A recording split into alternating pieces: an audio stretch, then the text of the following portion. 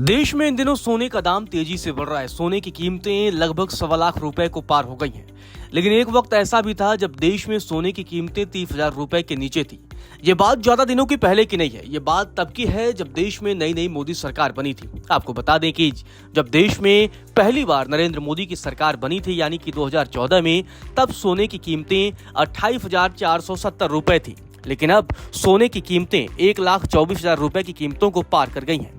ऐसे में सबसे बड़ा सवाल यह है कि आखिर सोने की कीमतें इतनी तेजी से क्यों बढ़ रही हैं। लेकिन उससे पहले आपको बताएंगे कि किस तरीके से सोने की कीमतें पिछले 11 सालों में बढ़ी हैं।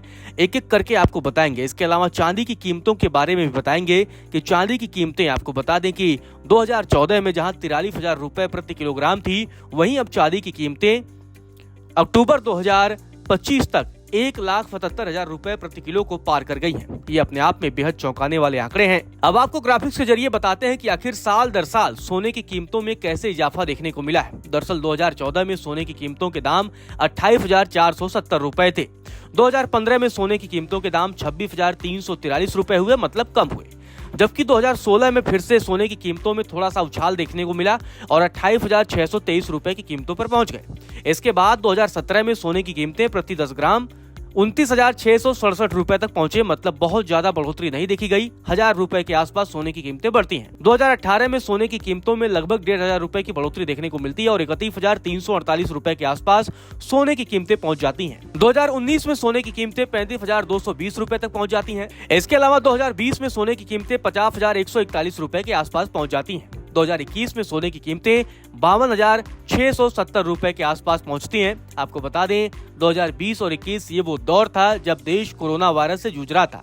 यानी आप देखेंगे कि 2019 और 2020 के बीच सोने की कीमतों में 15,000 रुपए से ज्यादा का उछाल सामने आता है। हालांकि 2021 और 2022 में सोने की कीमतों में ज्यादा बदलाव देखने को नहीं मिलता है। 2021 में 52,670 रुपए रहती हैं, जबकि 2022 में भी सोने की कीमतें 52,670 के आसपास रहती हैं। यानी 2020 और 21 में सोने की कीमतें स्थिर रहीं, जबकि 2023 में सोने की कीमतों में फिर से बड़ा बदलाव देखने को मिलता है और 65,330 रुपए आसपास सोने की कीमतों के दाम पहुंच जाते हैं। वहीं 2024 की अगर बात करें तो 65,330 के आसपास सोने की कीमतें रहती हैं।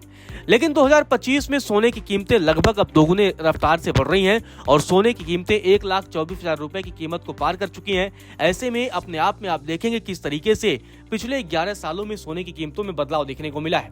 वहीं अगर चांदी की बात करें तो चांदी की कीमतें 2014 में 43,000 रुपए प्रति किलोग्राम तक मिलती थी और अब चांदी की कीमत 1,77,000 रुपए को पार कर चुकी है। अगर आप देखेंगे 2015 से 2020 की अगर आप तुलना करेंगे तो इस दरमियान सोने की कीमतों में 23,800 रुपए के आसपास का इजाफा हुआ है। वहीं पिछले 11 साल की अगर आप तुलना करेंगे तो लगभग सोने की कीमतों में 96,000 रुपए की बढ़ोतरी देखने को मिली है। अपने आप में आप ये हैरान करने वाले आंकड़े हैं। लगभग सोने की कीमतों में 4 गुना ज्यादा बढ़ोतरी देखने को मिली है।